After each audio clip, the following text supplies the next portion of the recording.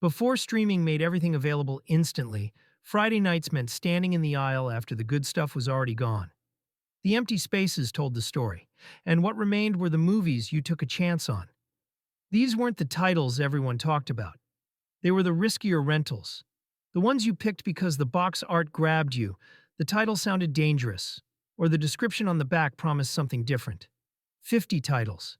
The deep cuts. The still-on-the-shelf picks. The movies you discovered when the essentials were already rented out. Maniac, 1980. William Lustig's Maniac is grimy New York slasher horror that feels genuinely dangerous. Joe Spinell plays Frank Zito, a disturbed loner who stalks and kills women across the city, scalping victims to decorate the mannequins filling his squalid apartment. This isn't stylized horror. It's unflinching, uncomfortable, and shot with documentary-like immediacy through the city's most decrepit locations, making Frank pathetic and terrifying simultaneously. He's not a supernatural force or masked icon, but a damaged human whose psychological trauma manifests as brutal violence. The film never glamorizes his actions, instead presenting them as squalid and sad, making the horror feel more real and disturbing. Tom Savini's gore effects are spectacular and shocking, particularly the shotgun-to-the-head sequence where Savini himself plays the victim. The effects emphasize violence's impact rather than celebrating it, creating genuine discomfort. The film's most unsettling element isn't the carnage, but Frank's mundane existence between attacks. His lonely apartment, his fractured conversations with mannequins, his desperate attempts at normalcy. Maniac arrived during the early 80s slasher boom, but stands apart through its refusal to sanitize or stylize. It's exploitation that feels genuinely exploitative, a film that generates controversy through unflinching grimness rather than empty provocation. Lustig created something deeply unpleasant but undeniably effective, New York City horror at its most raw and uncompromising. My Bloody Valentine, 1981. The mining town of Valentine Bluffs carries a dark secret beneath its blue-collar exterior. 20 years ago, a tragic mining accident led to a series of Valentine's Day murders, forcing the town to cancel its traditional holiday dance. Now, as young miners decide to revive the celebration, someone in full mining gear is making sure history repeats itself. What sets My Bloody Valentine apart is its authentic working-class setting.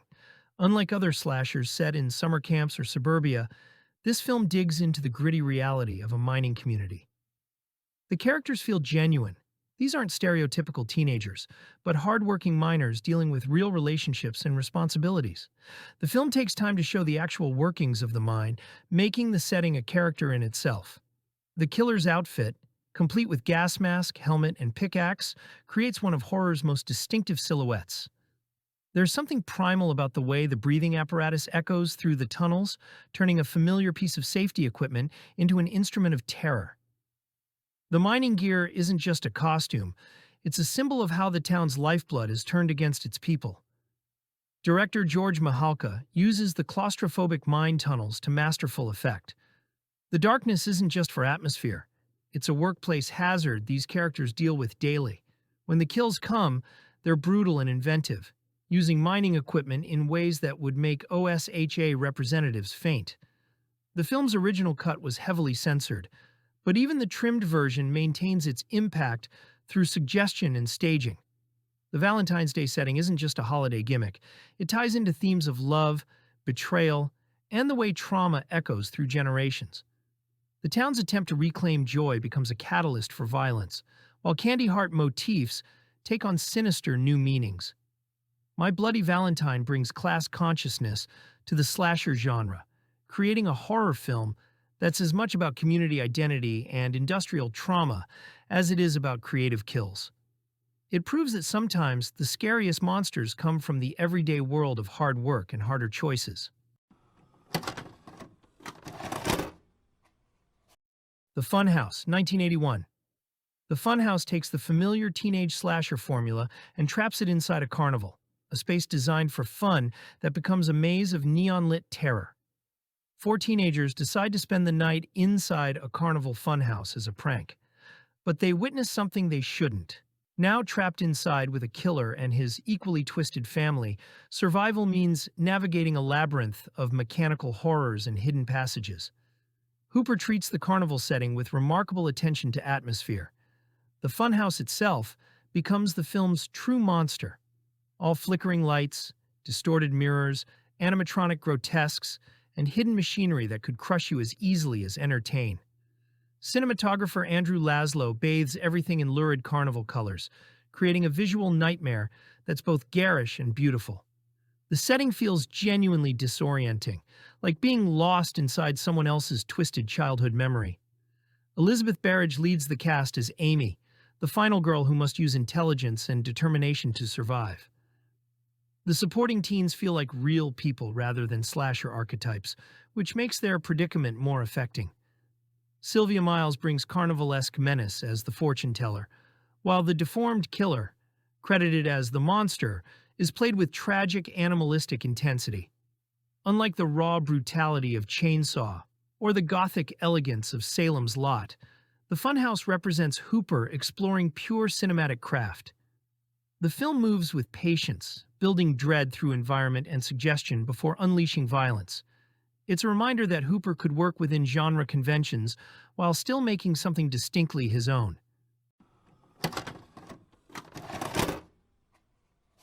The Burning, 1981. Summer camp slashers were everywhere in the early 80s, but The Burning carved its own bloody path through familiar territory. When a prank goes horribly wrong at Camp Blackfoot, caretaker Cropsey is left horribly disfigured and burning with revenge. 5 years later, he returns to terrorize a new generation of campers with his razor-sharp garden shears. What elevates The Burning above standard slasher fare is its attention to character and craft. The film takes its time establishing its ensemble cast, including early appearances by Jason Alexander and Holly Hunter, making us actually care about these teenagers beyond their inevitable role as victims.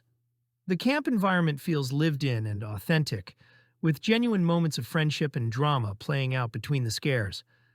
But let's be honest, the real star here is Tom Savini's groundbreaking special effects work. The legendary gore master delivers some of his most impressive practical effects, including the infamous raft scene that ranks among the most shocking mass murder sequences in slasher history. The scene plays out in broad daylight, breaking horror conventions and proving that terror doesn't need shadows to thrive. Cropsey himself is a different kind of slasher villain. While other masked killers of the era were supernatural or simply evil, Cropsey's origin story gives him a tragic dimension. His burns and disfigurement come from a prank gone wrong, making him both victim and villain. The film even takes time to show his painful recovery and rejection by society, adding layers of complexity to what could have been a one-dimensional killer.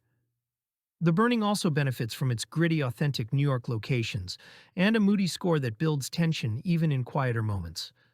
While other slashers of the era rushed to copy Friday the 13th's formula, The Burning took risks with its pacing, character development, and unflinching violence that still shocks audiences today.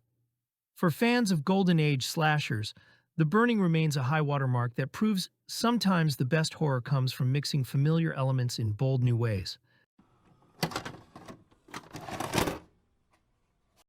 The Prowler, 1981. The Prowler brings World War II trauma into small-town America with chilling results.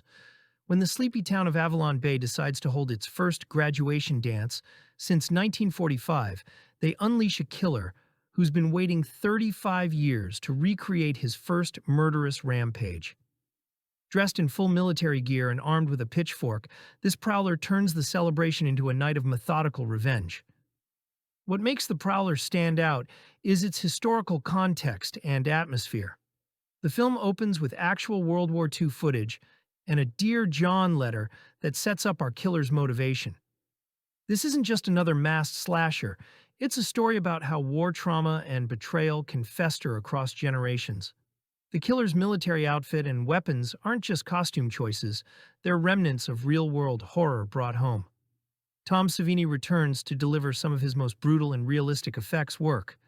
The kills in The Prowler are notorious for their unflinching intensity. from the infamous shower scene to the underwater discovery that still makes audiences gasp. These aren't just creative deaths. They're executed with a military precision that fits the killer's background. Director Joseph Zito brings a sophisticated eye to standard slasher setups. The film's use of location is masterful, turning the small town's empty streets and shadowy buildings into a hunting ground. The graduation dance sequences mix 1940s nostalgia with mounting dread, while the investigation elements give the film a mystery angle that keeps viewers guessing. Vicki Dawson makes for an engaging final girl as Pam McDonald, bringing intelligence and resourcefulness to her role, rather than just running and screaming. Her interactions with Deputy Mark London create actual stakes beyond simple survival, while the town's dark history slowly unravels around them. The Prowler proves that sometimes the most effective horror comes from mixing real historical trauma with genre thrills, creating a slasher that cuts deeper than most of its contemporaries. Madman, 1981. Few slashers capture the feel of campfire storytelling quite like Madman. Released in 1981, it begins with a group of counselors telling spooky legends around a fire. And when one of them carelessly calls out the name Madman Mars, they awaken a local legend who starts hunting them through the woods. It was a perfect fit for drive-ins and rental shelves, where horror fans were hungry for new masked killers and creepy folklore. What makes Madman stand out is its setting and atmosphere. Shot mostly at night in shadowy woods and dimly lit cabins, the film leans on darkness and sound to build dread. The hulking figure of Madman Mars, with his wild hair and oversized axe, feels less like a typical slasher villain and more like a backwoods boogeyman pulled straight from an urban legend. The story follows the expected slasher beats, counselors flirting, sneaking off, and meeting grisly ends. But the pacing and mood make it memorable.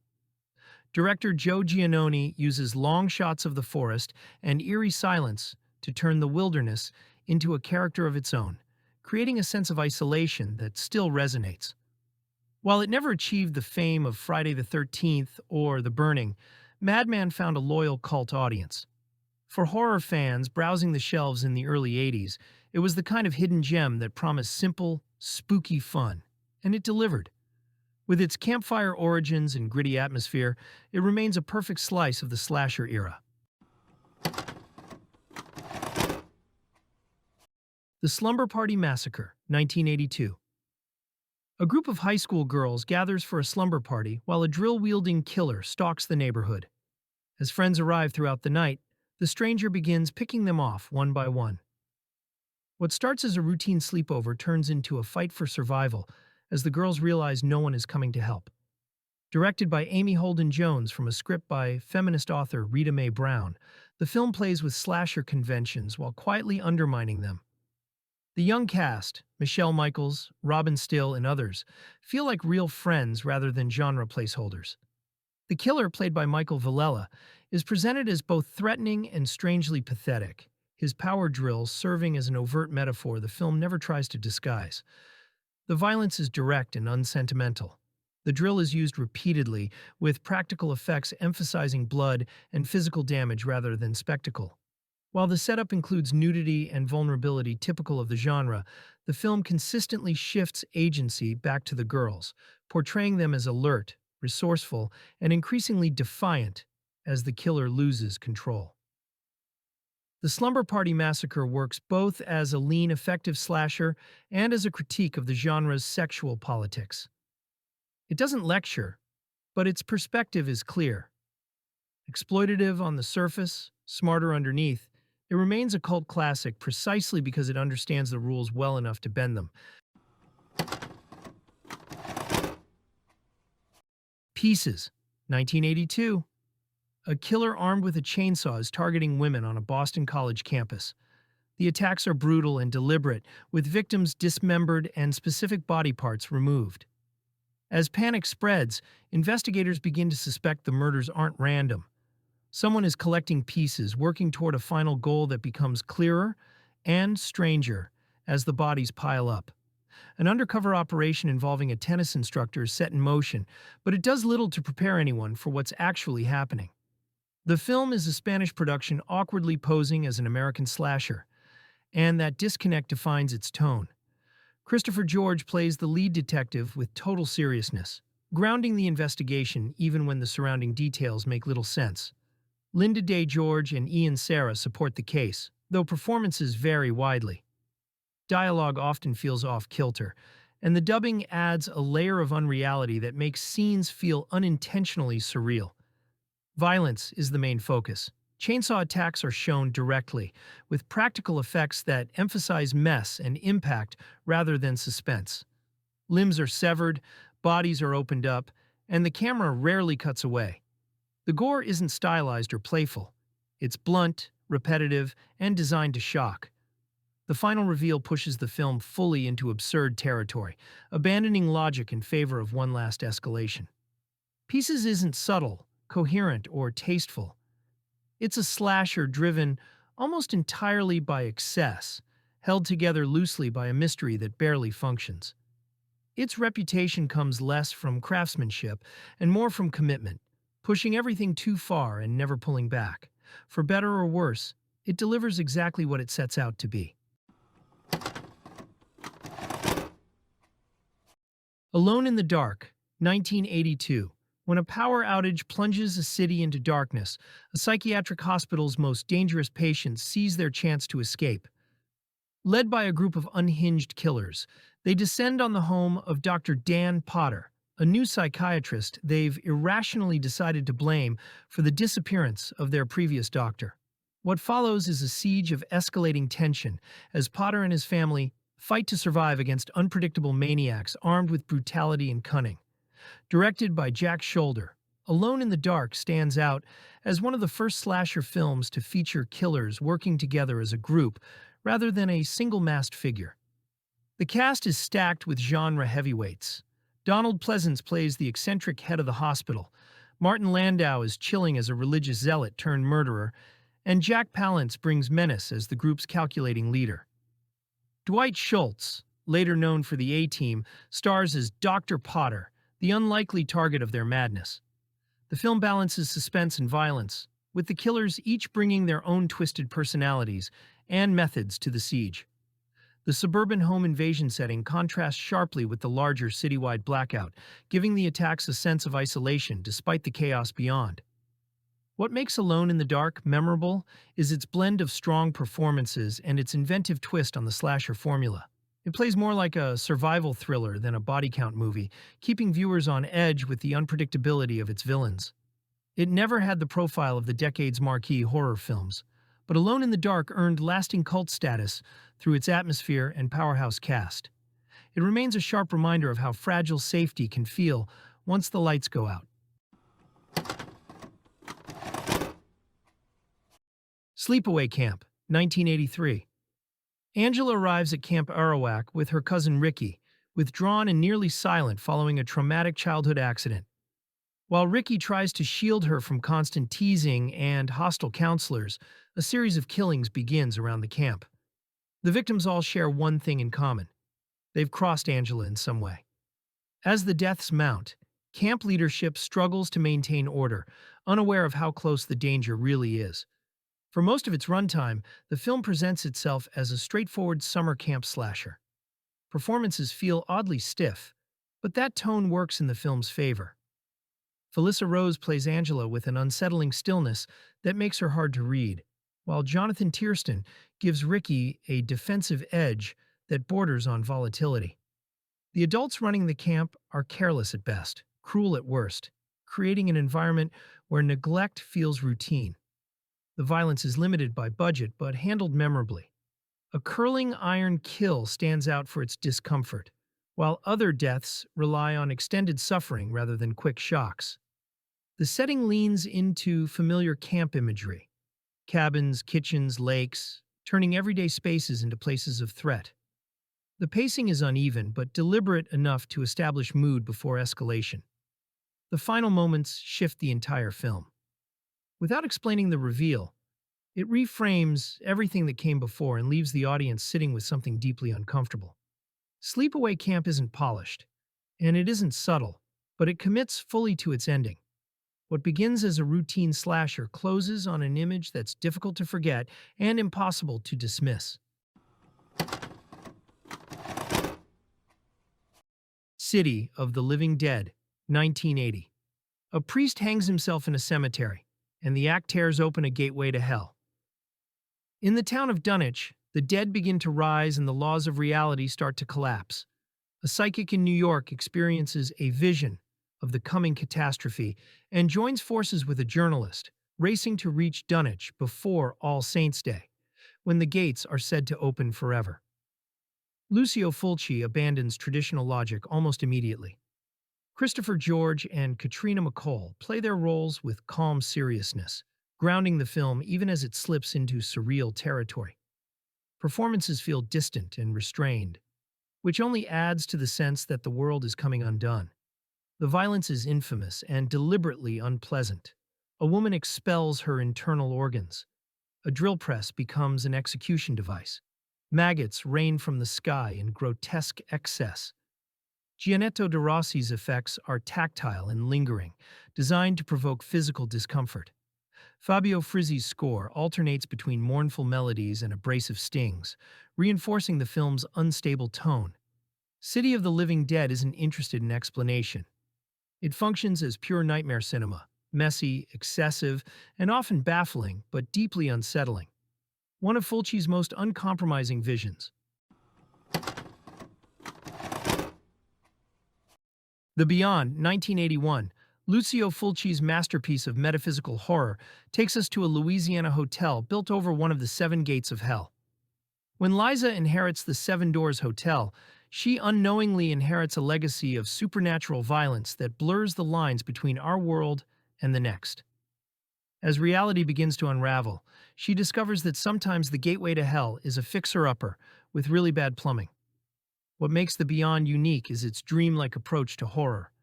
Fulci abandons traditional narrative logic for a series of increasingly surreal sequences where cause and effect become meaningless. The hotel exists in multiple times and spaces at once, where opening a door might lead you to a flooded basement, a Gothic library, or directly into hell itself. The film's violence is both extreme and artistic. Each death scene is choreographed like a grotesque ballet, with Fulci's infamous eye trauma fetish taken to new heights. But these aren't just shock moments. They're part of a larger tapestry where the human body itself becomes unreliable, subject to supernatural forces that treat flesh like clay. Katrina McCall brings a grounded presence to Liza, serving as our anchor in a world gone mad. Her performance helps sell the gradual dissolution of reality, as she moves from practical concerns about hotel renovation to cosmic horror about the nature of existence itself. David Warbeck's Dr. McCabe provides the voice of skeptical reason, until reason itself becomes another casualty. The real star might be the atmosphere. Fulci and cinematographer Sergio Salvati create a thick, humid mood where even daylight scenes feel somehow wrong. The hotel's architecture becomes increasingly impossible, while Fabio Frizzi's haunting score emphasizes the spiritual rot beneath the surface. The Beyond isn't interested in explaining its mysteries. Instead, it presents horror as a form of dark poetry, where logic gives way to nightmare, and even death might not be an escape from the horrors that await beyond the seven doors. The House by the Cemetery, 1981. A family moves into a decaying New England house, unaware that something ancient still lives beneath it. As the family settles in, the house reveals its history through cryptic warnings and unexplained deaths. Fulci blends Gothic horror with modern American settings, creating a space that feels familiar but deeply wrong. Katrina McCall plays the mother, while Paolo Malco portrays a scholar whose research ties directly to the house's past. Giovanni Frezza's unsettling child performance, made stranger by heavy dubbing, adds to the film's dreamlike tone. The effects are aggressive and unrelenting. Freudstein's design is grotesque, a decomposing body animated by scientific obsession. Kill scenes are extended and graphic, with Fulci lingering on injury and aftermath. Shadowy lighting, narrow spaces, and decaying interiors make the house itself feel alive. Walter Rizzati's electronic score reinforces the oppressive mood. The House by the Cemetery prioritizes atmosphere over logic. It's confusing, frustrating, and deliberately unresolved, an experience meant to disturb rather than explain. Dead and Buried, 1981. Welcome to Potter's Bluff, where the tourists keep dying, but the town's population somehow stays the same. When Sheriff Dan Gillis investigates a series of brutal murders, he uncovers a conspiracy that challenges everything he knows about life, death, and his seemingly picture-perfect coastal community. At the center of it all is the town mortician, played with unsettling charm by Jack Albertson in his final role. What sets Dead and Buried apart is its unique approach to zombie mythology. This isn't your standard undead apocalypse. It's a slow-burn mystery where the walking dead are hiding in plain sight, going about their daily routines while harboring dark secrets. The film plays with themes of small-town identity and belonging, asking what people might sacrifice to keep their community alive. The murder sequences are notorious for their creativity and brutality. Stan Winston's effects work shines in scenes that combine psychological horror with graphic violence. The opening beach sequence sets the tone, turning amateur photography into an instrument of terror. Each death is meticulously photographed by the townspeople, creating a disturbing connection between violence and art. Director Gary Sherman builds tension through careful pacing and misdirection. The film keeps viewers guessing by presenting multiple genres at once. Is this a slasher, a conspiracy thriller, a supernatural horror? The answer is all and none of these, as Dead and Buried carves its own unique path through horror territory. James Ferrantino brings complexity to Sheriff Gillis, portraying a man whose investigation forces him to question not just his town, but his own identity. Meanwhile, Jack Albertson's Dobbs steals every scene as the mortician who takes perhaps too much pride in his work. Their interactions crackle with tension as the truth slowly emerges. The film's screenplay by Dan O'Bannon and Ronald Shusett of Alien fame layers mystery upon mystery, leading to one of the most shocking twist endings of the era. Dead and Buried proves that sometimes the most effective horror comes from questioning not just who we can trust, but who we really are. C.U.D. The Winged Serpent, 1982. Larry Cohen's C.U.D. combines monster movie spectacle with New York crime thriller, creating something uniquely strange. A flying serpent, an Aztec god, nests atop the Chrysler Building and begins snatching victims from Manhattan rooftops. A small-time crook accidentally discovers the creature's lair and tries leveraging the information for profit, while police detective David Carradine investigates both the monster and a series of ritual slayings connected to ancient Aztec practices. Michael Moriarty delivers a fascinatingly erratic performance as the crook, playing desperate comedy and genuine menace with equal conviction. His character negotiates with city officials over monster information like a hostage situation, creating absurd tension. Carradine brings grounded detective work to increasingly bizarre circumstances, treating Aztec mythology as seriously as any other case. The creature effects by David Allen and Randall William Cook are impressively achieved through stop-motion animation and practical work. C.U.D. looks genuinely serpentine and massive, with attack sequences that blend the creature seamlessly into New York locations. Cohen shoots the city with documentary eye, making the fantastic feel grounded in recognizable reality. C.U.D. represents Cohen's ability to smuggle weird ideas into genre frameworks, creating B-movies with genuine personality and unexpected depth. It's monster movie, crime thriller, and character study simultaneously, proof that low-budget filmmaking could be ambitious, strange, and thoroughly entertaining without compromising any element. Basket Case, 1982. Frank Henenlotter's Basket Case is New York City grindhouse horror at its grimiest and most heartfelt. Dwayne Bradley arrives in Manhattan carrying a wicker basket containing his surgically separated Siamese twin Belial, a grotesque malformed creature with psychic connection to his brother, and a serious grudge against the doctors who tore them apart. What follows is revenge, horror filtered through body horror, dark comedy, and genuine tragedy. Shot on a minuscule budget in the seediest corners of Times Square, the film captures early 80s New York in all its dangerous, decaying glory. Henenlotter uses real locations, flop houses, peep shows, grimy streets, giving everything authentic texture that no studio set could replicate. The city becomes as much a character as the brothers, a place where someone carrying a monster in a basket barely registers as unusual. Kevin Van Hentenryck plays Dwayne with surprising vulnerability, portraying a man caught between loyalty to his brother and desire for normal life. Belial, realized through stop motion and puppet effects, is simultaneously pathetic and terrifying, a victim of medical cruelty whose justified rage has curdled into something monstrous. The film treats their relationship with unexpected empathy, even as it delivers shocking violence. The gore effects are crude but effective. The acting ranges from committed to community theater, and the tone careens between horror and pitch-black comedy. Yet Basket Case works precisely because of these rough edges. It feels dangerous, unpredictable, and genuinely weird in ways that polished productions can't achieve. Henenlotter created an exploitation classic about monstrosity, brotherhood, and revenge that still feels transgressive. C.H.U.D. 1984. In the depths of New York City's sewer system, something unnatural is stirring. When homeless residents begin disappearing, photographer George Cooper and his girlfriend Lauren stumble into a mystery that refuses to stay underground. Alongside them is soup kitchen worker A.J. Shepard, played by Daniel Stern, who knows more about the tunnels than anyone would like to admit. Together they uncover the terrifying truth.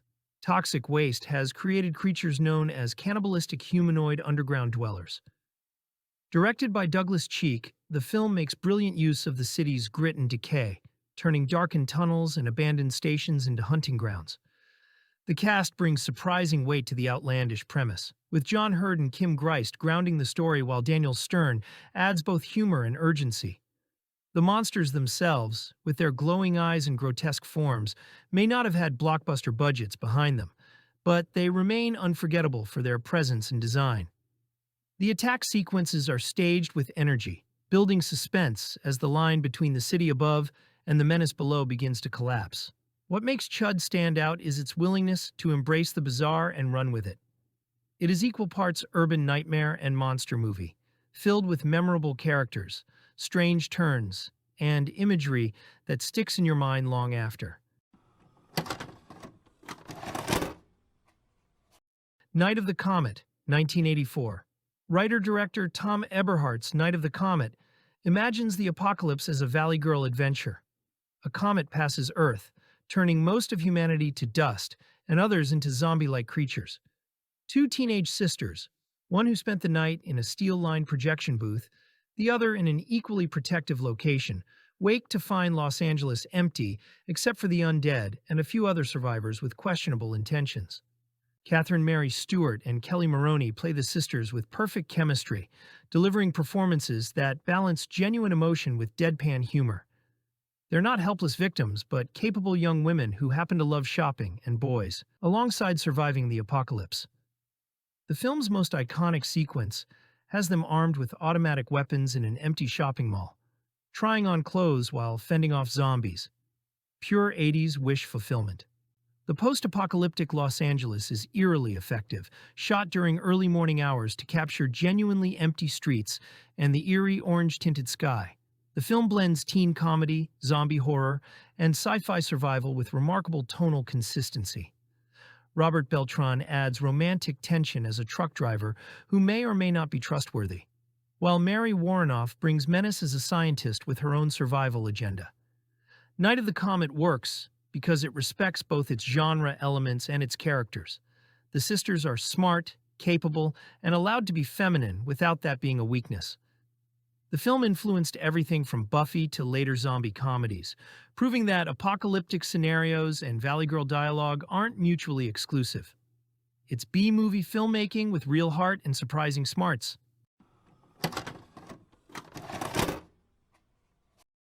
Silent Night, Deadly Night, 1984. A young boy witnesses his parents murdered by a criminal dressed as Santa Claus on Christmas Eve. Traumatized, he's sent to a Catholic orphanage, where discipline is enforced through cruelty, shame, and fear. Years later, now an adult working at a toy store during the holidays, the pressure finally breaks him. Forced into a Santa suit, he snaps, turning the symbol of goodwill into a vehicle for punishment against anyone he judges as naughty. The film sparked immediate controversy. Parents' groups protested its depiction of a killer Santa, leading to its removal from theaters after only a short run. Robert Brian Wilson plays Billy with unsettling sincerity, presenting him less as a monster and more as a deeply damaged person. Lillian Chauvin is chilling as the Mother Superior, whose rigid, abusive authority plays a direct role in shaping Billy's fractured worldview. The violence is blunt and cruel, murders staged as moral punishment rather than spectacle. An axe, Christmas lights, mounted antlers, all turned into tools of judgment. The psychology is simple but effective, connecting trauma, repression, and violence without irony. Silent Night, Deadly Night commits fully to its premise. It isn't a parody or joke, it's a bleak holiday slasher about abuse creating more abuse. The controversy buried a film that's harsher and more thoughtful than its reputation suggests. The Toxic Avenger, 1984. Melvin is a shy janitor working at a health club in Traumaville, New Jersey. He's constantly mocked and pushed around until a prank sends him crashing into a vat of toxic waste. Instead of killing him, the exposure mutates his body and leaves him with superhuman strength. Adopting the name the Toxic Avenger, Melvin turns his anger outward, targeting criminals and corrupt figures who have taken over the town. The film establishes its tone immediately. Everything is exaggerated, crude, and intentionally abrasive. Mark Torgl plays Melvin with sincerity before the transformation, which helps sell the shift from victim to vigilante. Afterward, the creature is portrayed through a mix of performers in heavy makeup and suits, emphasizing physical presence over polish. The villains are drawn in broad strokes, behaving more like comic book bullies than realistic threats. Violence is constant and unapologetically excessive. Heads are crushed, bodies are burned, and injuries are pushed well past realism. The effects are cheap but enthusiastic, leaning into mess and exaggeration rather than precision. The Toxic Avenger's appearance, misshapen, scarred, and occasionally absurd, reflects the film's attitude toward its own limitations.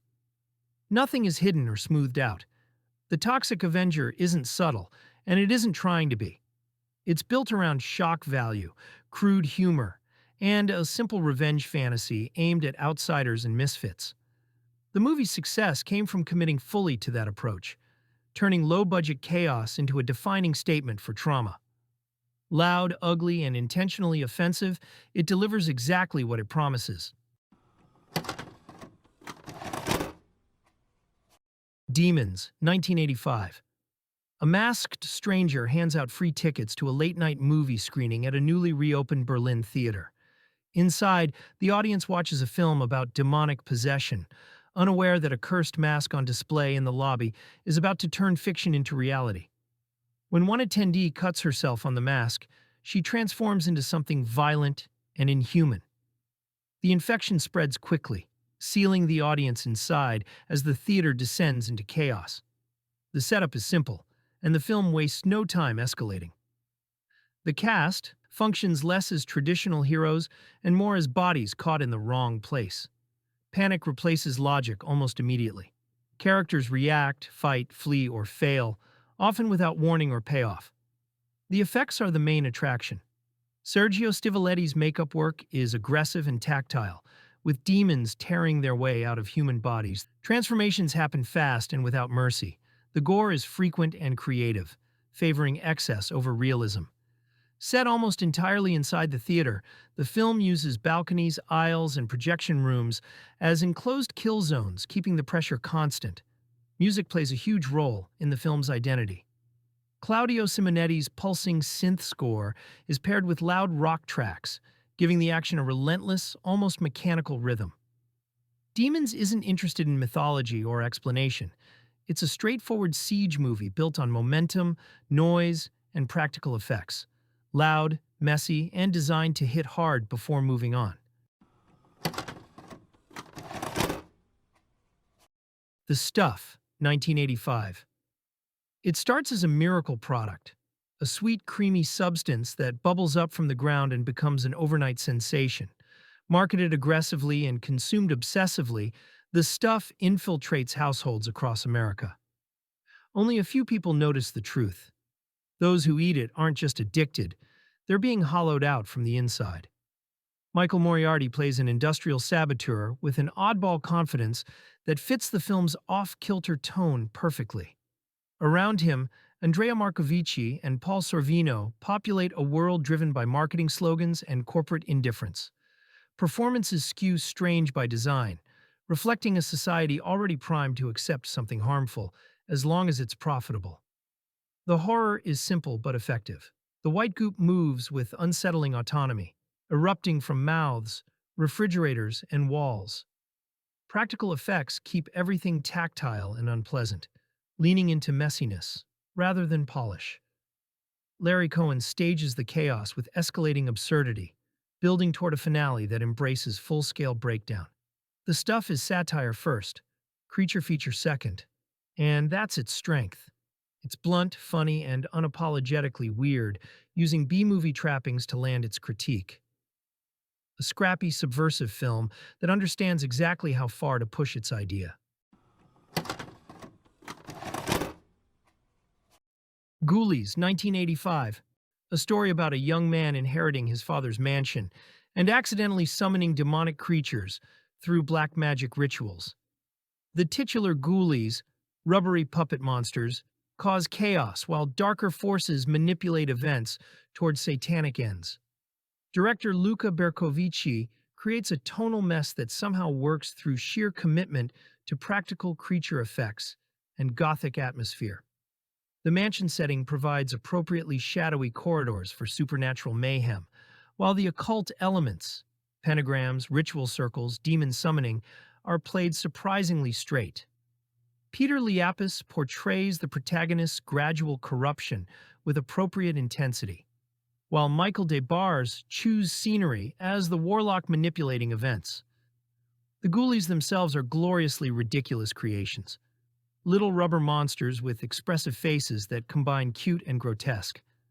John Carl Buechler's Creature Shop delivered multiple designs ranging from imp-like to reptilian, each brought to life through puppetry and animatronics. They don't do much beyond causing minor havoc and looking weird, but their practical presence gives the film tactile charm. Charles Band's Empire Pictures released Ghoulies during the mid-'80s creature feature boom, and while it lacks Gremlins' polish and wit, it found its audience through home video. The film spawned multiple sequels of decreasing budget and increasing absurdity. It represents Band-era exploitation perfectly. High concept, low budget, practical creatures, and enough weirdness to stand out on rental shelves. Chopping Mall, 1986. Jim Wynorski's Chopping Mall asks the essential question, what if mall security robots gained consciousness and decided teenagers must die? A shopping mall installs 3 high-tech security droids programmed to neutralize intruders. When lightning strikes the control system, the robots malfunction and trap a group of young employees inside for a night of laser-blasting, exploding head carnage. The film delivers exactly what its title promises: shopping mall mayhem with practical effects that remain satisfyingly visceral. The robots, designed by Robert Short, are clunky but menacing, rolling through abandoned stores while delivering deadpan threats in monotone voices. The infamous head explosion sequence became a highlight of 80s horror effects, practical work that still impresses. Kelly Maroney brings genuine charm as the final girl, while Barbara Crampton adds Scream Queen credibility. The film moves briskly through its 77-minute runtime, understanding that concepts this simple work best when executed efficiently. Chopping Mall represents Roger Corman-produced exploitation at its most entertaining: high concept, low budget, maximum practical effects. It's pure video store gold. From an era when titles sold themselves and delivery mattered more than depth. Critters, 1986. A fiery meteor streaks across the Kansas sky and slams into a quiet farm town. Out tumble the critters, furry, fanged aliens the size of bowling balls, with bottomless appetites and razor-sharp quills. Livestock vanishes first, then people. Grover's Bend is under siege, and no one believes the Brown family when they say it's not coyotes doing the killing. Director Stephen Herrick unleashes a rollicking sci-fi horror comedy, blending genuine scares with irresistible laughs. Dee Wallace and M. Emmett Walsh ground the chaos as the determined mom and skeptical sheriff, while plucky young Scott Grimes steals scenes as Brad, the kid who fights back with slingshots and fireworks. Two bumbling interstellar bounty hunters crash the party, shape-shifting and blasting everything in sight. Practical effects from the C.H.U.D brothers bring the critters to ferocious life. Rolling spikes, glowing eyes, massive snapping jaws. All puppetry, animatronics, and gleeful mayhem. Barn massacres, church showdowns, midnight chases. The little monsters turn everyday America into a battlefield of bites and explosions. Critters delivers big fun in a small, vicious package, proving that the most memorable movie monsters don't need towering height, just towering attitude. A cult classic that still rolls strong. Terrorvision, 1986. Terrorvision is a horror comedy film released in 1986, directed by Ted Nicolau.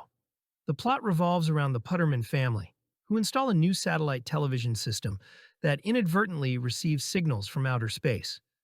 This leads to the unintended consequence of an alien monster being transported into their home.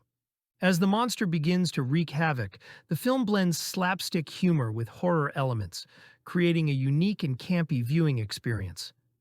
Notable performances include Diane Franklin as Susie, Garrett Graham as Stan, and Mary Woronov as Raquel, who bring a delightful absurdity to their roles. The film is characterized by its colorful set design, quirky characters, and a distinctive visual style that reflects the 1980s aesthetic. It also features a playful critique of suburban life and media consumption, echoing themes from other cult classics of the era. Terrorvision runs for 85 minutes and has garnered a cult following, currently holding an IMDb rating of 5.5. While it may not have been a commercial success upon release, it has since become a beloved film among fans of B-movie horror and comedy. The film showcases a mix of outrageous special effects and comedic moments, making it a fun watch for those who appreciate campy horror. With its bizarre premise and eccentric characters, Terrorvision remains a memorable entry in the genre, celebrated for its creativity and humor. Night of the Creeps, 1986. A cold open set in 1959 establishes everything you need to know: aliens, paranoia, and an experiment gone wrong. When parasitic slugs crash to Earth, they're quickly forgotten, until decades later, when a college prank involving frozen corpses unleashes them on a quiet campus. Suddenly, fraternities, sororities, and student parties become ground zero for a fast-spreading infestation. The story centers on two awkward freshmen trying to reinvent themselves, played with genuine charm by Jason Lively and Steve Marshall. Their accidental heroism is matched by Tom Atkins's hard-drinking detective, a man weighed down by personal tragedy and armed with an endless supply of perfectly delivered one-liners. The tonal balance works because everyone plays their roles straight, even as the situation spirals into madness. The slugs themselves are wonderfully gross, squirming, invasive, and deeply uncomfortable to watch as they burrow into their hosts. Zombies explode, bodies convulse, and the effects never shy away from excess. Decker keeps the pace moving, bouncing between laughs, splatter, and surprisingly sincere character moments without losing control. Night of the Creeps is a celebration of horror fandom that never feels smug about it. It understands its influences but isn't trapped by them. Funny, disgusting, and endlessly rewatchable, it's one of the purest expressions of 80s horror comedy enthusiasm. From Beyond, 1986.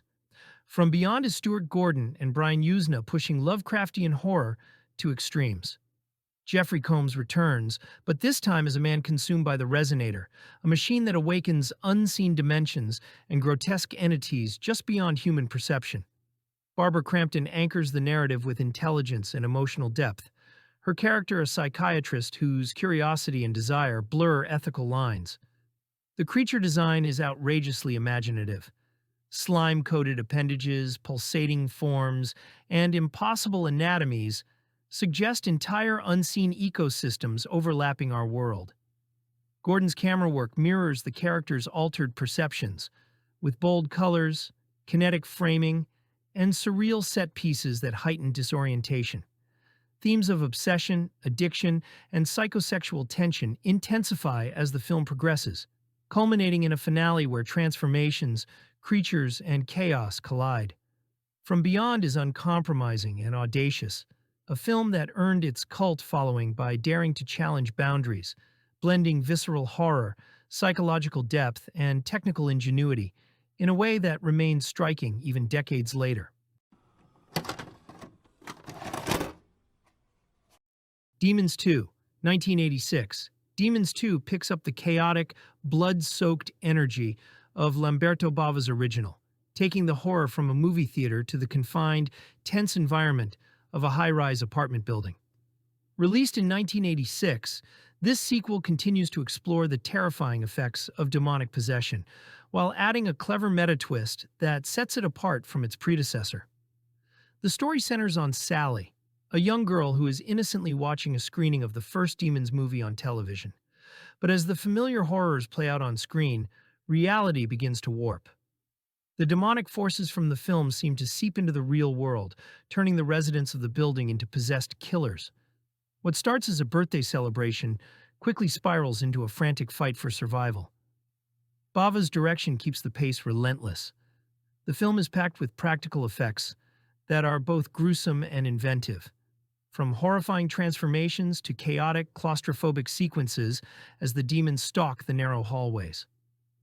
The heavy metal soundtrack drives the tension, creating an electrifying atmosphere that keeps viewers on edge throughout. Beyond the gore, Demons 2 plays with the idea of media influencing reality. Watching horror on a screen becomes deadly, blurring the line between fiction and real-life terror. This concept adds a clever layer to the film, giving it a thought-provoking edge amid the carnage. The performances, particularly by the young actress playing Sally, add a sense of vulnerability that contrasts with the over-the-top madness around her. Each character faces their own nightmare, and the combination of dark humor and relentless horror keeps the film unpredictable and engaging. While it wasn't universally praised upon release, the film has gained a devoted following over the years, celebrated for its inventive kills, memorable sequences, and energetic style. It's a wild, relentless ride that embodies the best of 1980s Italian horror. By the time it ends, viewers are left both exhilarated and unnerved, a testament to Bava's ability to mix inventive visuals, frantic pacing, and supernatural terror into a uniquely unforgettable experience.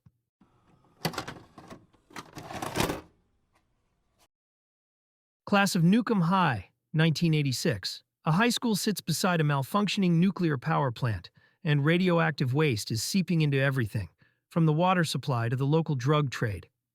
When contaminated substances circulate through the student body, chaos erupts. Physical mutations, accelerated pregnancies, and violent outbursts turn the school into a disaster zone. Directed by Lloyd Kaufman and Michael Hertz, this is trauma at full volume. The cast embraces exaggerated performances, knowing subtlety isn't the goal. The mutant gang, known as the Cretans, becomes both antagonist and parody, embodying punk excess and radioactive absurdity. The practical effects are gleefully grotesque. Melting faces, exploding bodies, and the infamous mutant infant are created with rubber, slime, and zero restraint. The gore is cartoonish rather than frightening, designed for shock laughs and disbelief. Class of Nukem High is proudly tasteless, stupid, and committed to excess. It isn't trying to critique anything coherently. It's chaos as entertainment. A defining trauma cult classic that delivers radioactive anarchy without apology. Dolls, 1987. During a violent storm, a group of travelers take shelter in a remote mansion owned by an elderly couple who make handmade dolls. At first, the hosts seem gentle and accommodating, but it quickly becomes clear their creations aren't just decorations.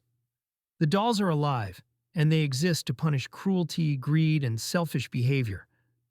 As the night unfolds, the house turns into a closed-off judgment zone, where bad behavior carries very specific consequences. Rather than leaning into realism, the film plays like a dark fairy tale. Stephen Lee appears as one of the stranded adults, while Carrie Lorraine plays Judy, a young girl whose kindness and imagination set her apart from the others. Guy Rolfe and Hilary Mason are quietly unsettling as the doll makers, projecting warmth on the surface while suggesting something far stranger underneath. The human characters are clearly divided into the deserving and the doomed. The effects are the film's main appeal. Stop-motion animation gives the dolls jerky, unnatural movement that feels intentionally wrong. Puppetry and practical effects handle the violence, which is often inventive and grimly humorous. Toy soldiers, miniature weapons, and porcelain figures become instruments of punishment rather than playthings. The mansion itself is staged like a distorted dollhouse, full of shadows and exaggerated scale. Dolls operates on storybook logic. Good characters are protected, bad ones aren't. It's playful, mean in measured doses, and aware of its own silliness. Not a straight horror film, and not a comedy either. Just a strange, controlled little nightmare built out of childhood fears and practical effects. Street Trash, 1987. Street Trash is a notorious cult classic directed by J. Michael Muro, blending dark comedy, horror, and body horror in a way that's as outrageous as it is entertaining. Released in 1987, this 91-minute film dives into the gritty underbelly of New York City, where a liquor store owner unknowingly sells a toxic concoction called Tenafly Viper to the local homeless population. The film opens with a shocking premise. When the homeless drink this lethal brew, they don't just get drunk, they melt into colorful goo. The visceral special effects and over-the-top gore create a unique viewing experience that pushes boundaries and challenges the viewer's tolerance for the grotesque.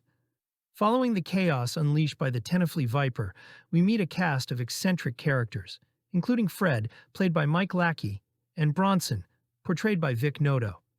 Their misadventures unfold against a backdrop of violence, necrophilia, and absurdity, all while maintaining a satirical edge that comments on social issues. With an IMDb rating of 5.9, Street Trash isn't for the faint of heart. It's a film defined by its unapologetic exploration of taboo subjects and its blend of humor with horror. The script is filled with memorable one-liners and outrageous scenarios, making it a distinctive entry in the realm of independent cinema. Though it may not appeal to everyone, those who appreciate its raw, unfiltered approach often find themselves captivated by its audacity. As a quintessential example of 80s B-horror, Street Trash has garnered a dedicated following for its unique take on the horror comedy genre. If you're looking for a film that's unapologetically bizarre and filled with wild imagination, Street Trash is definitely worth a watch. The Hidden, 1987. Los Angeles is hit by a wave of inexplicable violence. Ordinary people suddenly commit extreme crimes with no regard for survival, ending in explosive shootouts and apparent suicides. An FBI agent arrives claiming to recognize the pattern, though he offers few explanations. The truth is stranger than anyone expects. Kyle MacLachlan's performance is key to the film's slow-burn reveal. His stiff mannerisms and emotional detachment feel off in a way that gradually becomes purposeful. Michael Nouri plays the grounded detective counterpart, reacting with skepticism that mirrors the audience's own disbelief. Their evolving partnership gives the film its emotional anchor. Action scenes are staged with confidence. Car chases, gunfights, and physical confrontations grounded in practical stunt work. The alien parasite itself is kept mostly hidden, glimpsed just enough to remain unsettling. Violence is sudden and excessive, emphasizing the creature's thrill-seeking nature and disregard for human limits. The Hidden succeeds by refusing to wink at the audience. It treats its premise seriously, letting the absurdity emerge organically. Fast-paced, clever, and surprisingly emotional, it's one of the strongest genre hybrids of the late 80s. Stage Fright, 1987. A theater company rehearses a musical inspired by a serial killer. When one of the actresses is injured, she's taken to a nearby psychiatric hospital, unaware that an actual murderer has just escaped from the same facility. He follows the group back to the theater. Hoping to push rehearsals through the night, the show's director locks the cast inside, sealing them in with someone who begins killing them one by one. The film makes strong use of its setting from the start. Michel Soavi's direction is precise, with clear geography that keeps the audience oriented even as escape routes disappear. Barbara Cupisti and David Brandon lead the cast, with Brandon standing out as the arrogant director whose ego creates the situation in the first place. The killer's oversized owl mask is instantly recognizable, strange, theatrical, and unsettling without explanation. Violence is staged with intention rather than speed. The theater becomes a toolbox for murder, with stage equipment, props, and backstage spaces repurposed into traps. Kills are graphic but carefully framed, emphasizing movement and composition over chaos. Practical effects are prominent, and the confined environment keeps tension high as the cast is gradually boxed in. Stage fright is a straightforward slasher elevated by visual control. It doesn't spend time on psychology or backstory, focusing instead on pacing, atmosphere, and execution. The result is a lean, stylish thriller that understands how to use space, lighting, and spectacle to keep familiar material feeling sharp. Prince of Darkness, 1987. By the late 1980s, John Carpenter had already given us Halloween, The Thing, and Escape from New York. But in 1987, he took a quieter, stranger route with Prince of Darkness, a film that feels like the world ending in slow motion, inside a crumbling Los Angeles church. The story begins when a priest discovers a sealed cylinder hidden beneath the building. Inside is a swirling green fluid that seems to defy science. A team of graduate students and scientists is brought in to study it, but as the liquid begins to seep into their world, reality itself starts to decay. Dreams become messages from the future. Possession spreads like infection. What they're confronting might not be the devil, but the physical embodiment of evil itself, a concept older than religion, buried beneath mathematics and physics. Donald Pleasance returns from Halloween, this time as a priest trying to rationalize faith against the impossible.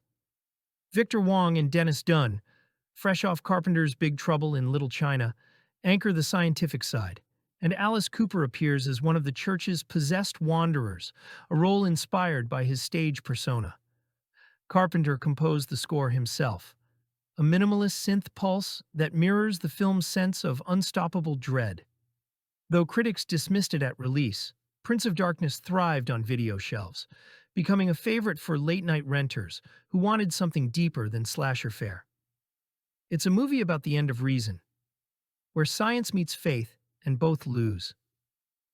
Few horror films capture that creeping sense that humanity was never meant to understand what's really out there. Brain Damage, 1988. On the grimy streets of late 80s New York, a young man named Brian wakes up one morning with a problem he never expected. A parasite has taken up residence in his body. Not just any parasite, but Elmer, a sleek, leech-like creature with a sly voice and a hunger for brains. In exchange for feeding it fresh victims, Elmer rewards Brian with euphoric, hallucinatory trips that quickly spiral into addiction. What makes Brain Damage unforgettable is its brazen mix of street-level grit, psychedelic imagery, and grotesque body horror. Director Frank Henenlotter, known for Basket Case, takes things further here, blending the seediness of the city with mind-bending visuals. Brian's drug-like highs are shown in kaleidoscopic bursts of color, while his lows leave him writhing in withdrawal. A clear, if twisted, commentary on the era's battles with addiction. The kills are as outrageous as they are unsettling. Victims are lured in by Brian's haze of dependence, only to fall prey to Elmer's grotesque feeding.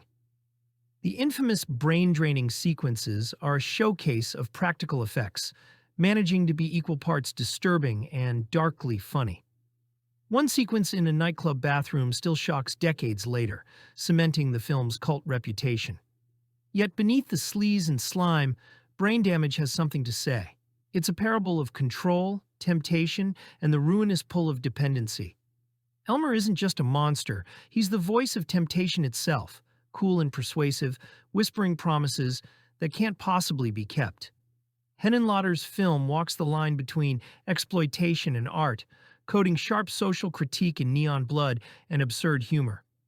For fans of VHS-era cult horror, Brain Damage is a trip worth taking, though it's one you'll be glad you can walk away from. Night of the Demons, 1988.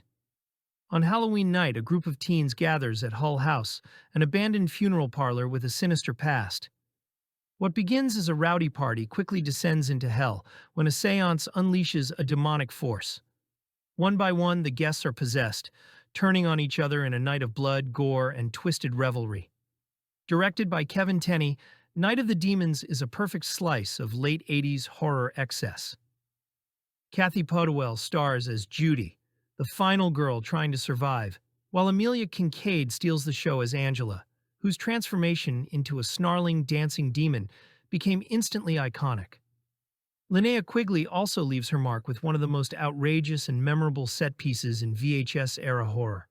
The film thrives on Halloween atmosphere, flickering jack-o'-lanterns, fog-draped cemeteries, and costumes that turn deadly. Practical effects provide gory kills and grotesque demonic makeups, creating a blend of camp and terror that feels like a carnival ride gone wrong. Though it wasn't a theatrical hit, Night of the Demons became a home video staple, passed around for its outrageous set pieces and unapologetic energy. Today it stands as one of the ultimate Halloween horror films, wild, gory, and dripping with seasonal spirit. Maniac Cop, 1988. A police officer is murdering people across New York City. Witnesses describe a uniformed cop, silent, powerful, and indiscriminate, killing without hesitation. As fear spreads, public trust in the police begins to collapse. A veteran detective starts to notice a pattern that points to an officer who supposedly died years earlier while serving time in prison. The question isn't just who's killing, but how someone long dead could still be wearing a badge. The film blends slasher mechanics with urban crime thriller elements. Tom Atkins brings steady authority as the detective trying to hold things together, while Bruce Campbell plays a patrol officer framed for the murders, caught between survival and clearing his name. Robert Zudar's physical presence does much of the work as Cordell, turning him into a looming figure even before the makeup comes into play. Lorene Landon rounds out the cast as a capable ally rather than a bystander. Action and violence are handled with a rough, street-level feel. Car chases move through real New York locations, fights are short and brutal, and the kills land with blunt force rather than spectacle. Cordell isn't presented as supernatural, just incredibly hard to stop, which keeps the threat grounded. The scarred makeup design gives the character a decayed, unfinished look that fits his backstory. Jay Chataway's score reinforces the sense of constant pressure. Maniac Cop works because it takes a pulpy idea and treats it seriously. Larry Cohen's script adds just enough weight to the premise, framing the killer as a product of betrayal and institutional failure. It's efficient, grim, and surprisingly thoughtful, a genre film that doesn't waste time, and a villain that earned his place in cult horror history. Killer Clowns from Outer Space, 1988. Clowns from Outer Space operates on pure nightmare logic. What if clowns were actually aliens who hunt humans using circus-themed weaponry? A small town is invaded by extraterrestrials who look like grotesque circus clowns, arriving in a spaceship disguised as a big top. They cocoon victims in cotton candy, hunt with acidic pies, and use balloon animals as tracking dogs, all played completely straight. The practical creature effects are the film's soul. Each clown has a distinct design and personality, brought to life through elaborate costumes, puppetry, and animatronics. The Chiodo brothers' background and effects work shows in every frame. These aren't just monster suits, but fully realized characters with unique movement and behavior. The spaceship interior is a carnival funhouse nightmare, all twisted corridors and bizarre architecture, Grant Kramer and Suzanne Snyder play the young couple trying to convince authorities about the invasion, while John Allen Nelson adds heroism as an ice cream truck driver who becomes unlikely savior. The cast navigates the escalating chaos with appropriate urgency, treating the clown threat as genuinely dangerous rather than playing for laughs. This sincerity makes the horror comedy balance actually work. The film's tone is remarkably consistent. Scary enough to unsettle, weird enough to fascinate, and creative enough in its premise to remain memorable. Each clown weapon and hunting method feels like a twisted carnival game brought to life. Killer Clowns from Outer Space became an instant cult classic, representing everything great about 80s creature features: practical effects mastery, wild imagination, and commitment to ridiculous premises. The Blob, 1988. A meteor crashes near a small California town, releasing a gelatinous organism that feeds on anything it touches. At first it seems manageable, even containable. But with every victim it absorbs, the creature grows larger and more aggressive. As people begin disappearing, a local teenager and a classmate uncover signs that the government knows more than it's admitting, and is prepared to sacrifice the town to keep the problem quiet. The film treats its premise seriously without overcomplicating it. Kevin Dillon plays the outsider lead with a laid-back confidence that fits the setting, while Shawnee Smith's character is written as capable and observant rather than reactive. Their dynamic keeps the story moving as the situation escalates. The supporting cast fills out the town with recognizable personalities, which makes the losses feel abrupt rather than disposable. The effects are the film's defining feature. The blob doesn't simply attack, it engulfs, dissolves, and absorbs its victims in prolonged, uncomfortable sequences. Bodies are pulled into drains, trapped in confined spaces, or visibly broken down on screen. The creature is realized through practical materials, puppetry, and mechanical rigs, giving it real weight and physical presence. Set pieces are staged to maximize panic, especially in enclosed environments. The blob succeeds by committing fully to its concept. It balances creature-feature spectacle with a thread of mistrust toward authority, without slowing the momentum. It's straightforward, mean-spirited in places, and technically impressive. A remake that understands what made the idea work in the first place, and updates it with sharper effects and a colder outlook. Pumpkinhead, 1988. When a careless accident kills his young son, rural shopkeeper Ed Harley is consumed by grief and rage. Desperate for justice, he turns to a local witch and resurrects Pumpkinhead, a demon born from mountain folklore and buried long ago. As the creature hunts the responsible teenagers, Ed realizes he's bound to it, forced to witness each act of vengeance through a psychic link that makes escape impossible. Stan Winston's directorial debut treats the story as a folk horror tragedy rather than a simple monster movie. Lance Henriksen delivers a deeply human performance, charting Ed's collapse from grieving father to a man hollowed out by guilt and consequence. Even the teenage victims are given dimension, their fear and remorse, reinforcing that this is not a story about righteous revenge, but irreversible damage. Pumpkinhead himself remains one of horror's most striking creatures, a towering, skeletal demon that feels grown from the soil rather than summoned by spell. Winston's practical effects give the monster weight and physical presence, while the Appalachian setting grounds the film in a believable rural Gothic world of isolation and superstition. The result is a bleak, melancholic tale where vengeance offers no relief, only a slower, more personal kind of damnation.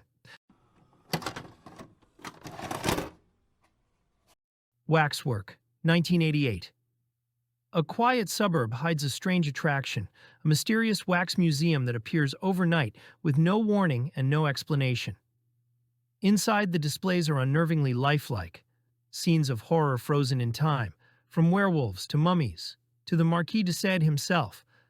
But when a group of curious teenagers accepts an invitation to explore, they discover the truth. Each display is a portal, and stepping past the velvet rope means being swallowed alive by the nightmare. Waxwork is gleefully ambitious, a love letter to horror history that doubles as a wild ride through multiple genres. One moment you're watching a gothic vampire tale, the next you're knee-deep in a swamp with a swamp creature, and before long you're face-to-face with chains and sadistic torment.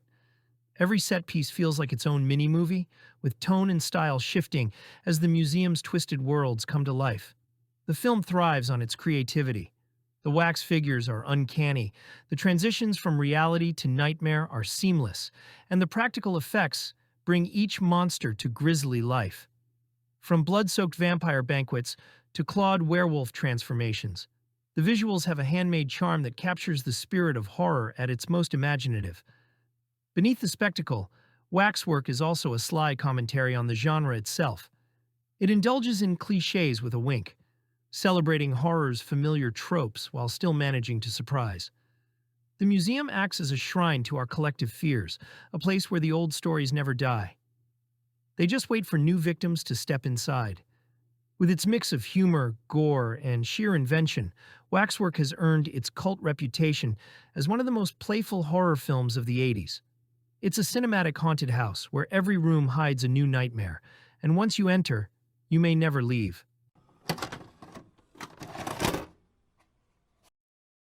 Puppet Master, 1989. Small-scale horror can feel enormous when it's executed with care, and Puppet Master proves it. Charles Band crafted a world where tiny puppets carry out deadly justice, hunting psychics in a foggy coastal hotel. The premise is deliciously pulpy. World War II German occult experiments, ancient Egyptian magic, and a puppeteer who chooses death over capture, leaving his creations to continue his work. Each puppet has its own personality. Blade's knives, Pinhead's brute strength, and Leech Woman's grotesque utility, all brought to life with meticulous stop-motion and puppetry. The seaside hotel, misted and empty, adds gothic atmosphere that masks its budgetary limitations, while Richard Band's synth score pulses like the puppets themselves. Paul Le Mat anchors the human side with quiet gravitas, but the real tension always belongs to the miniatures. It's inventive, mean-spirited in just the right way, and endlessly replayable. Video store aisles became battlefields of taste, and Puppet Master stood out as something handcrafted in a sea of formulaic horror. 11 sequels later, the tiny killers have endured, proving that imagination, clever design, and a few well-executed gags can outshine a million-dollar studio production. The Church, also known as La Chiesa, 1989. Centuries ago, a mass execution of supposed witches left their bodies buried beneath a cathedral. In the present day, restorers uncover the site, unknowingly unleashing the evil that was sealed away. As the cathedral's heavy doors mysteriously lock, priests, scholars, and tourists are trapped inside, forced to confront visions, possessions, and a demonic force determined to reclaim their souls. Directed by Michele Soavi and produced by Dario Argento, The Church is a standout example of Italian Gothic horror in the late 80s. It features a cast that includes Asia Argento in one of her early roles, Thomas Arana as the archaeologist, and Hugh Quarshie as a priest struggling to contain the chaos. Their performances anchor the film as the surreal nightmare unfolds. The visuals are the film's greatest strength. Soavi fills the cathedral with shadowy corridors, grand stained-glass windows, and cavernous spaces that seem alive with menace.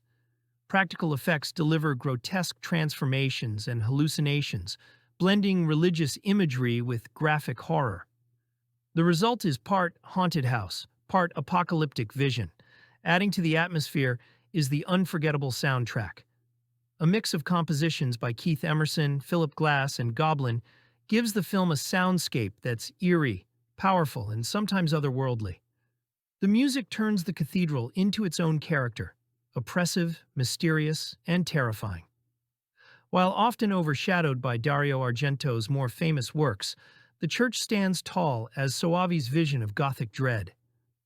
It's operatic, visually stunning, and filled with moments that linger long after the credits. For fans of Italian horror, The Church is a reminder that the late 80s still had the power to conjure something grand, grotesque, and unforgettable. Intruder, 1989. It's closing time at a small-town supermarket, but for the overnight stock crew, the night is just beginning, and it won't end well. As they restock shelves and prepare for the next day, a mysterious killer lurks in the aisles, turning the store into a bloody hunting ground. One by one, employees are picked off in increasingly gruesome fashion, leaving only a few to fight for survival. Directed by Scott Spiegel, Intruder is a late 80s slasher that has earned a reputation for its inventive kills and wild camera work. The cast features Elizabeth Cox as the lead, alongside appearances from Renee Estevez, Dan Hicks, and even cult icons Bruce Campbell and Sam Raimi in small but memorable roles. What makes Intruder unforgettable are its set pieces. Spiegel and his crew find creative ways to turn everyday supermarket equipment into instruments of carnage. Box balers, meat slicers, and power saws are all used to horrifying effect. The gore, handled by KNB-EFX Group in one of their early projects, is over-the-top and practical, cementing the film as a splatter classic. Visually, the film is stylish and experimental, with Spiegel using extreme camera angles, POV shots, and clever edits that give the slasher formula fresh energy. It's both brutal and playful, a mix that makes the mayhem oddly entertaining. Though modest in scope, Intruder thrives as a VHS-era favorite, delivering everything slasher fans crave: a tight setting, memorable kills, and just enough camp to balance out the horror. It's proof that sometimes the most ordinary places can hide the deadliest nightmares. Phantom of the Mall, Eric's Revenge, 1989. When a brand new shopping mall opens on the site of a mysterious house fire, not everyone's excited to hit the food court. Beneath the escalators and security cameras, something is hiding in the ventilation system. A disfigured man with a grudge and a knack for setting elaborate traps. Phantom of the Mall, Eric's Revenge takes the classic Phantom of the Opera story and slaps a neon 80s sheen on it. There's a killer lurking in the air ducts, a mall filled with synth-pop energy, and even a young Pauly Shore playing a breakdancing sidekick. It's part slasher, part soap opera, and completely soaked in that late 80s mall culture excess. What makes it fascinating is how earnestly it tries to blend tragedy and teen melodrama. The result feels both absurd and strangely endearing. Explosions, love stories, and heartfelt monologues about lost dreams, all set against the glow of fluorescent lights and mall music. It's the kind of movie that couldn't exist in any other decade. Overproduced, underwritten, and completely in love with its own style. Phantom of the Mall isn't scary so much as surreal, a time capsule of when even revenge tales came with food courts, fashion shows, and too much Aquanet. Frankenhooker, 1990. A medical student loses his fiancée in a freak lawnmower accident. Unable to accept her death, he becomes obsessed with bringing her back to life. When her body proves unusable, he comes up with a new plan. Assemble a replacement using parts from multiple women he encounters on the streets of Times Square. The experiment works, but the result isn't the woman he remembers, and control slips away almost immediately. Rather than focusing on realism, the film leans into absurdity from the start. James Lorenz plays the grieving scientist as unhinged and obsessive, never fully in control of his own ideas. Patty Mullen carries the film as the resurrected Elizabeth, switching between innocence, confusion, and aggressive confidence as the character begins asserting her own identity. The supporting cast adds texture, avoiding caricature, even as the situations grow increasingly ridiculous. The effects are deliberately excessive. Gabe Bartalos's makeup and creature work favors stitched limbs, exposed wiring, and exaggerated transformations. Shooting on location in late 80s Times Square gives the film a grimy backdrop that grounds the chaos in a very specific moment in New York history.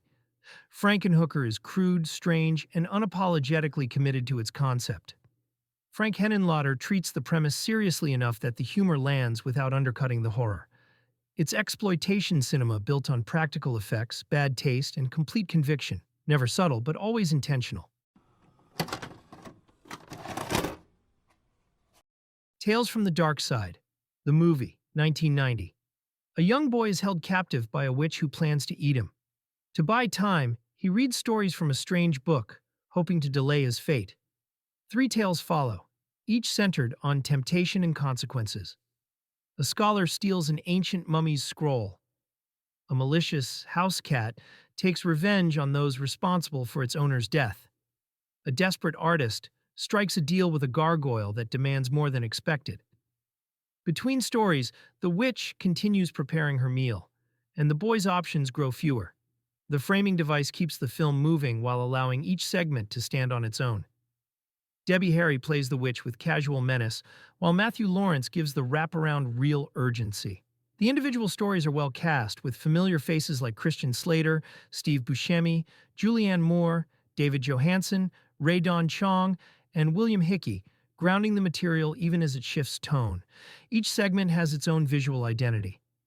The Mummy story leans into academic Gothic atmosphere, the Cat segment plays like a contained revenge thriller, and the Gargoyle tale pushes into darker fantasy. Practical effects are used throughout, favoring creature suits, puppetry, and makeup over spectacle.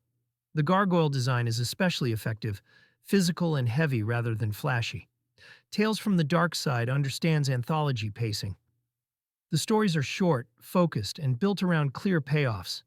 It doesn't aim to reinvent the format, but it delivers solid craftsmanship and consistent tone.